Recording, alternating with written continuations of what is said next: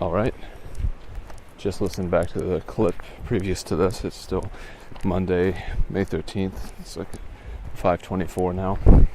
The audio quality is actually not bad. I'm kind of impressed with these headphones, and hope you enjoyed the little slice of life, the mise en scène, the in medias res of that clip.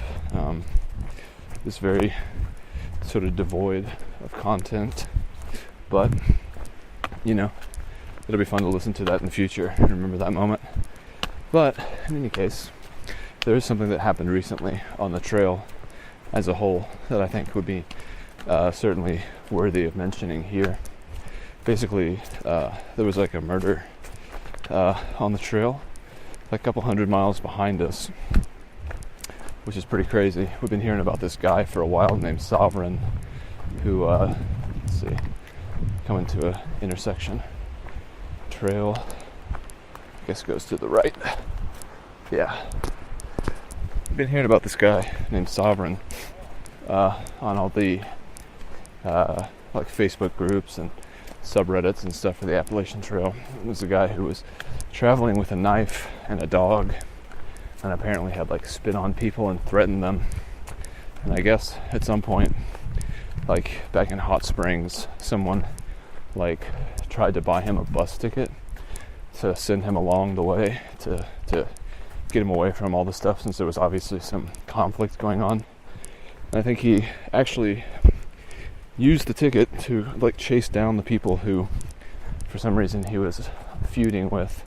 And I guess like the other day he attacked them, and sort of a graphic story. I'm sure if you look up Sovereign and 2019 and Appalachian Trail, you would find information on it. But basically, the attack left one person very wounded, and the other person, I guess, he actually killed that person, which is just crazy. We've all kind of been talking about it off and on today. Compton read an article this morning about it that had a bit more detail regarding the whole situation, but it is just kind of crazy because stuff like that is exceedingly rare out here. Jesus, I can't walk. I'm in some mud. That was bad.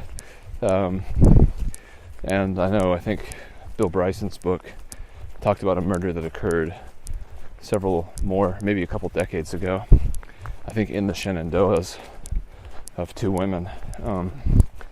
But yeah, not really sure about the details of the whole thing, but I think as we head to trail days, there will definitely be some sort of a memorial or a vigil or something. Whereas I think the murder that happened a few decades ago that Bill Bryson talked about, I don't think they ever caught the guy who did that. Sovereign was apprehended shortly after this thing happened, and I guess now is in jail. Again, he'd sort of been a character that we've been hearing about for a while. He was never really close to us, but we'd hear that I guess Hot Springs is when he got on the trail. Yeah, it seemed like pretty much immediately people were like writing about him and stuff.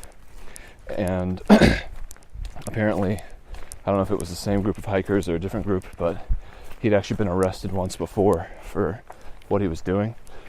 I think he was in like possession of like marijuana as well or something.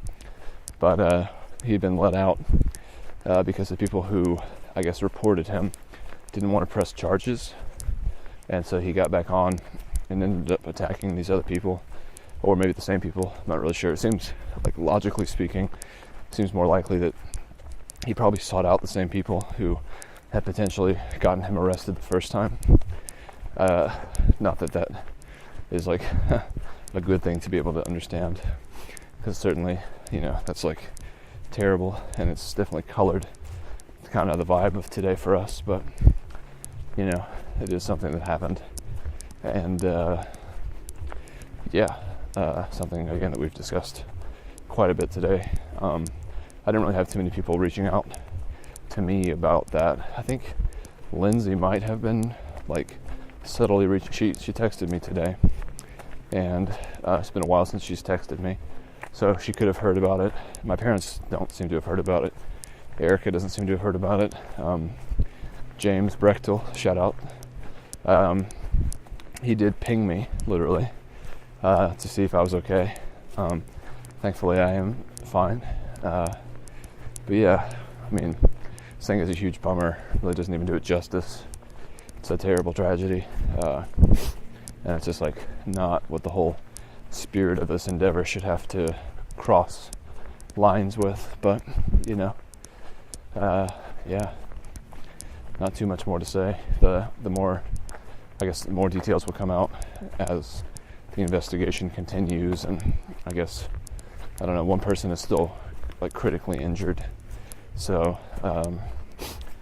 after the mourning period and people get updated on health conditions, etc. But yeah, I'm sure in the coming days more and more details will emerge. But yeah, I guess that's all there is to say about that. We're 2 miles from the shelter. We're less now, probably like 1.5 maybe. So another 30 minutes marching. And yeah, I feel end of the day syndrome creeping in. I'm ready to get this backpack off, set up my tent, eat some food, use the bathroom, and etc. I guess be thankful that I get to have another day out here that's peaceful. You do go to sleep out here thinking like the worst thing that could happen would be like a bear would come into your camp or your tent or something like that. So having someone like actively chasing you, I don't know, it's kind of crazy. I mean, it's very crazy. And I'm very thankful that we did not encounter him, because I'm not really sure how that encounter would have gone. But yeah, in my mind, just trying to rationalize the whole thing, I feel like he must have been provoked, even if it wasn't a provocation that was like reasonable. Like I feel like maybe people out here, they have a lot of opinions about everything that everyone else is doing. You can run into somebody who like critiques your hiking style or your gear, the way you do pretty much anything. So I can only imagine like if people who were highly opinionated ran into him and they were like, yo, you shouldn't have a huge Bowie knife, or like, your dog, he was with a dog, like your dog needs to be taken care of, it's too skinny, or whatever people might say. You say that to the wrong person, someone who's like mentally unwell, and they interpret it a certain way. It's like I've somewhat recently had a friend in Atlanta who has been going through some mental health issues, and I even encountered him a few times in like the midst of his mania, and it's just like, what do you say to someone like that? Like, I don't know, I like to think that everyone can be reasoned with, and that they are essentially level-headed, even if one person's ideas kind of contradict another person's. Like, at the very least, it seems like you can be like empathetic about the whole thing. It's like, sure, you might think one way, but of course you can understand how another person might think a different way, and your belief in one thing does not necessitate that another one believe it as well. Like, you can have peace among differing beliefs. It's possible, for sure. Sort of a modern concept, I suppose. Stretchman could probably weigh in on that, but when you have someone who's like not reasonable, not mentally sound, it's just like, dang, what do you say? Can you say anything?